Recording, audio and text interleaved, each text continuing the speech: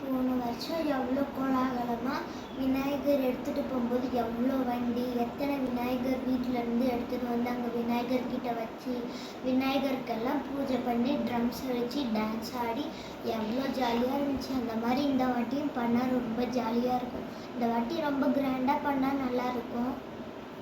சரி, போன வாட்டி நம்ம விநாயகர் சதுர்த்திக்கு டான்ஸ் ஆடணும். இந்த வாட்டி நம்மளால இது பண்ண முடியல. என்ன பண்ணலாம்? ஆமாம்ல, நம்ம விநாயகர் சாமிக்கிட்ட வேண்டிட்டு இனிமேல் எல்லா வருஷமும் நான் உனக்கு விநாயகர் வைக்கிறேன் அப்படின்னு, வீட்டிலேயே விநாயகர் வைக்கிறேன் அப்படின்னு வேணும்ல. சரி, நம்ம பூசாரிக்கு ஃபோன் பண்ணி கேட்கலாம். விநாயகர் சதுர்த்தின்னு எப்படி பண்ணணும், விநாயகருக்கு எப்படி சாப்பாடு படைக்கணும், அப்புறமா எப்படி அலங்காரம் பண்ணுறது, எப்படி கும்பிடுறதுன்னு பார்க்கலாம். நேற்று நம்ம ஆனுவல் டேயில் ஒரு அக்கா ஃப்ளவர் டான்ஸ் ஆடினாங்களாம். ஆனால் அது எவ்வளோ சூப்பராக இருந்துச்சு. ஆனால் நம்மளால தான் அதை பார்க்கவே முடியல. நம்ம ஃப்ரெண்டு நம்மக்கிட்ட சொன்னான், நம்மளாலையும் பார்க்க முடியல.